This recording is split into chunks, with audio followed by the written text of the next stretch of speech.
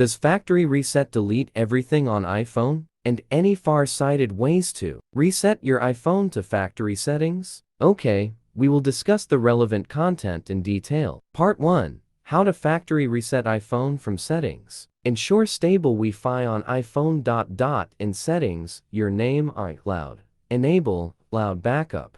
Tap Backup now. Check backup completion in settings, your name, cloud, manage storage. Next, let's check out how to factory reset an iPhone from its settings. In settings, general reset. Choose erase all content and settings. Click erase iPhone. Enter Apple ID. After reset, reach welcome screen, restore from iCloud or start fresh. Part 4.